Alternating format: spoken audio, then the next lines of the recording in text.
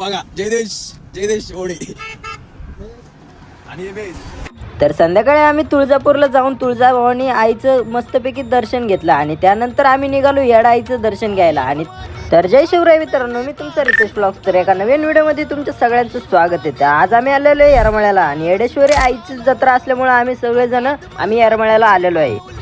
आणि येरमाळ्याला आल्यानंतर बघतो तर एवढी पब्लिक, लाखोच्या घरात अशी पब्लिक खतरनाक म्हणजे असं जिथं जाईल तिथं अशी उभा राहायला सुद्धा जागा नाही. आणि आता इथे एवढी पब्लिक जमा झाली की तिथनं पुढं चालत गेलो आणि चालत गेल्यानंतर पालखीपर्यंत आम्ही चालत गेलो. आणि पालखी खूप लांब होती आणि इथं लोक हे जे हार वगैरे टाकले इथं मस्तपैकी पालखी आल्यानंतर असे लोक मस्तपैकी दर्शन घेत होते. पण दर्शन घ्यायला एवढी गर्दी, बाप रे. आणि एवढ्या गर्दीमध्ये आपली फॅमिली घेऊन येणं आणि त्यात म्हटल्यावर आपले लेकरं बिकर छोटे लेकरं म्हणल्यावर तर लईच अवघड आहे. मग असं खतरनाकमध्ये पुढे गेल्यानंतर पालखी असं आपल्याला दर्शन मिळून जातं, पण एवढ्या गर्दीमध्ये घुसून जाणं हे लय अवघड आहे.